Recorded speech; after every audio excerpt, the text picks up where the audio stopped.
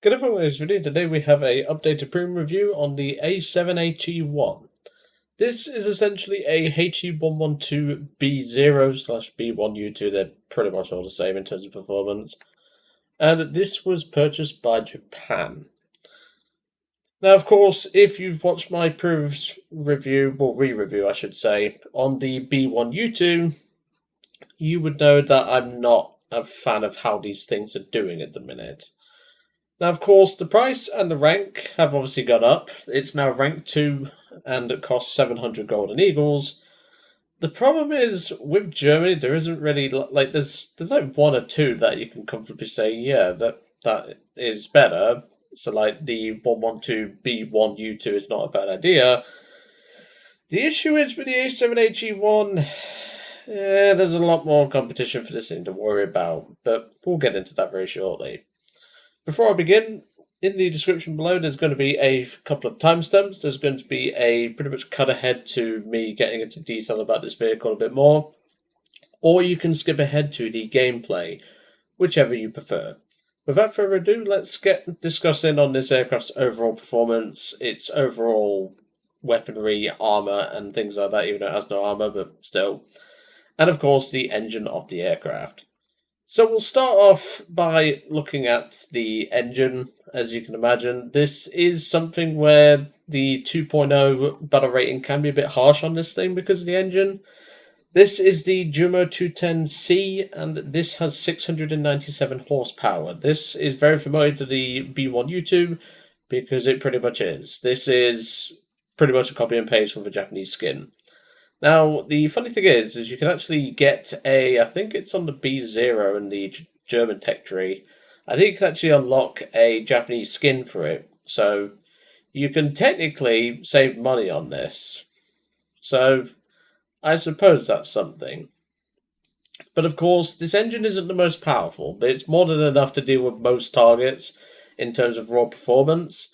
It can outrun the biplanes quite comfortably. It can maintain a good dive thanks to this engine, although you have to watch the over revving with the propeller. And its climb rate is not the best, but it will do enough to get you into position where you need to be. So it does have some metrics in that regard.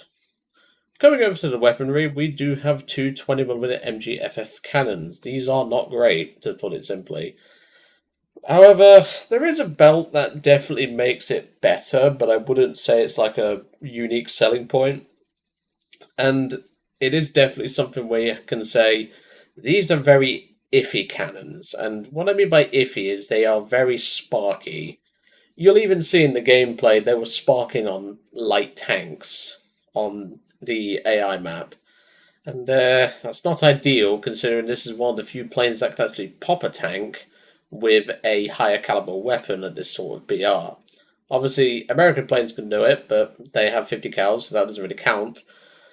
I more mean like Japanese, German planes in general. They kind of struggle dealing with those tanks unless they're dropping bombs. So this is one of very few, and as you'll see in the gameplay, it even sparks on them. Coming over to the cowling guns, we do have two 7.92 MG-17 machine guns.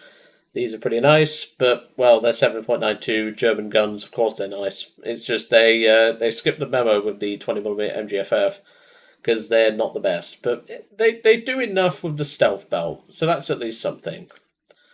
And we'll cover belts in a moment, but as I said, this thing has no armor, so don't expect to survive many hits for this thing. Coming over to belts, I do recommend running the stealth belt, which is purely armor-piercing high explosive, which you can actually use this thing against ground targets like tanks from above to some extent. A lot of light tanks at the BR you're going to be playing at don't have a lot of roof armor. They tend to have around 10mm, so engaging them from above is actually quite feasible. And heck, if you get close enough, like if you manage to find a really weak vehicle, you can actually penetrate them from the front.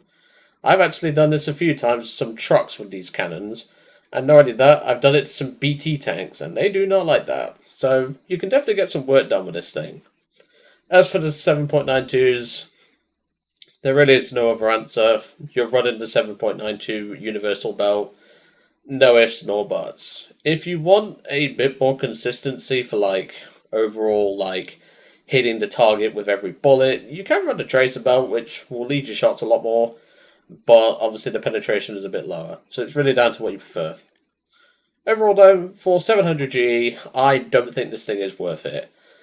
Purely on the basis that if we just take a look at its competition, I mean, other than this sack of shit, like, it's like there's just so much competition here.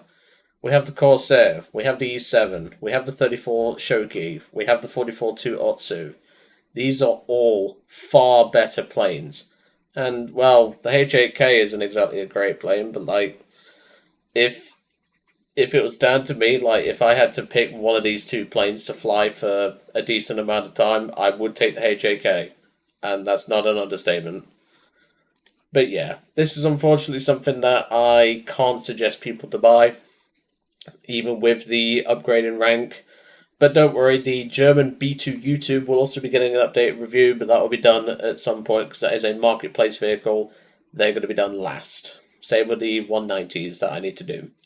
Anyway, I'm going to leave it all to it for today. Really hope you enjoyed seeing the gameplay that's coming up, and I will see you all on the next one.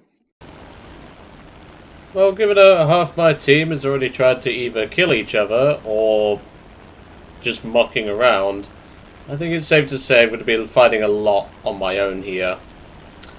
I'm going to be trying a new belt because I have seen like people say stealth belts on the 20mm are better. We're soon going to find that out because we have an entire army of J11s to fight.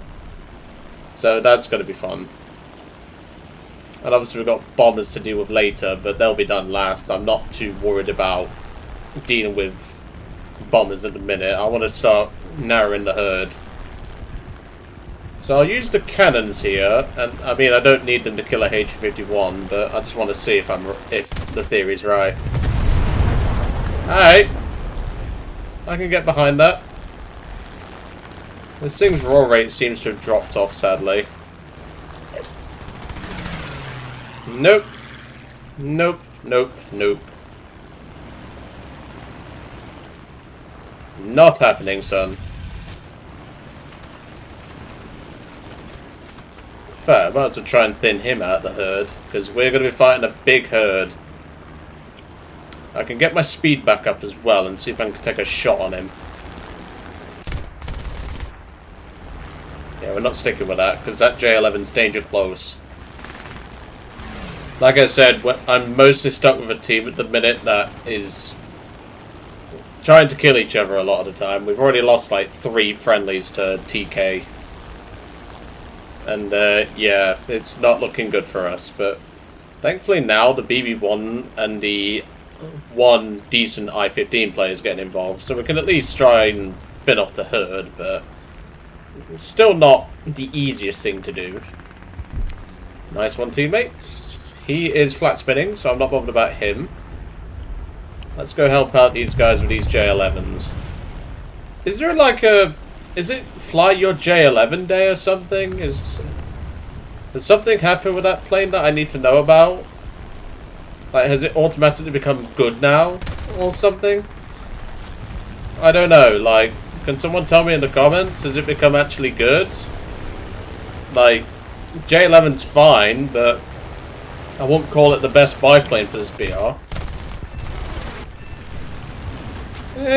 Still a bit sparky, but like, I can get behind this. Like, it feels a lot better to use these as stealth.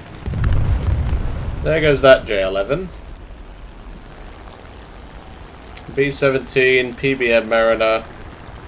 Not going to steal the guy's kill, that's not what we do around here. And the Gladiator got it. Fair enough, fair enough. Yeah, I don't know why, but this thing doesn't feel like a 112 should. This feels like... I don't know how to describe it. It doesn't feel like the 112 I previously flew. I don't know if that's just me, but... It probably is just me. I'll be honest, but... Oh well. At least we can put these 20s to work. Because we can take out light tanks, which is very useful on this map.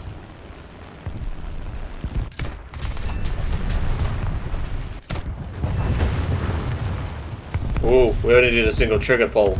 That's even better. Obviously, if we line the shot up, I'm not the best with these stealth belts. It's been a while. Okay, B-17 coming down. I'm going to have to take care of that shortly. I don't really mind taking care of one of those, because they're not too dangerous. They're good planes, but the 112 can beat them, so I'm not too bothered. Okay, for some reason, that hitting the right side of the tank is not doing anything. Here comes the B-17. It's the A, so it's got a better engine. Okay, teammates there, that's fine. It's going for the Gladiator, who is almost about to eat a tree. I'm not going to go for a tank because of that odd angle. I'm going to go for the B-17 with my last cannon rounds. Nope. I'm not taking a head-on when I have no armor. My teammate can and lose his engine if he wishes. Like, that's his decision. I'm not going to do so. So we're down to machine guns now, but that's fine. I can deal with that. So I'm going to go and try and intercept that. I think it was an SB2U2. Unfortunately, this is just what this map is like. Like, you can't really do a huge amount with, like, biplane guns and stuff like that. Like, this thing can kill light tanks, but it's not guaranteed, as you saw I was sparking. But yeah, it's just one of those things, really.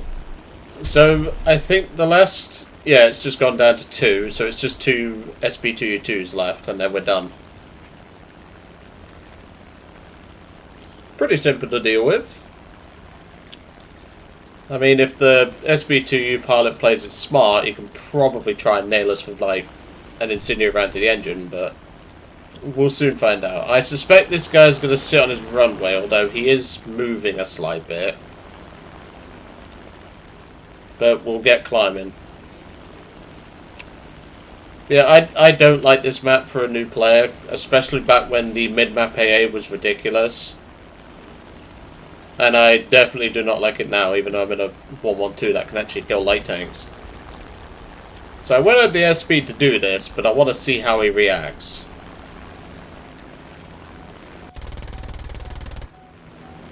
Let the shot a bit under, but that's fine. He is pitching up, but obviously we do have the ability to spike him again if he carries on. Pop the flaps briefly.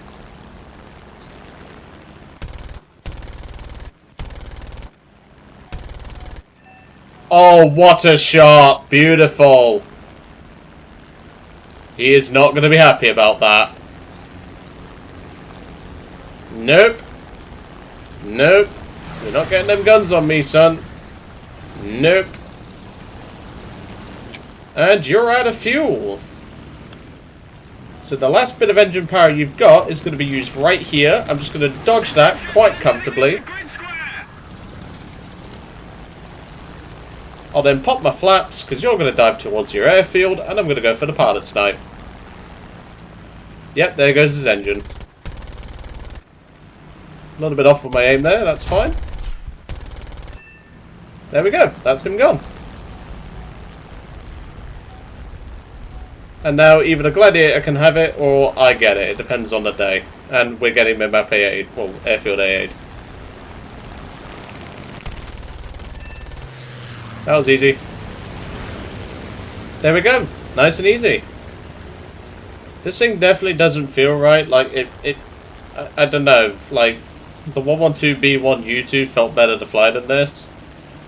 Just feels like this thing's been a bit iffy. I don't know if they've changed, forgot to change the flight model of this one, but it doesn't sit right with me. Personally, though, if you're going to go for a low-tier rank 2 premium, just get yourself the E7. Like, this thing was fine where it was at rank 1. I don't know why they've moved it to rank 2. Like, yeah, it's nice and all, but why would I fly this when I have the E7 or the Japanese Corsair? There's just no contest there. So, yeah, even though I got an alright run, I would still play something like the E7 or the Japanese F4U. And those are just the two off the top of my head. Even the Kai 44s would make this thing look bleak. But that's just my take on it.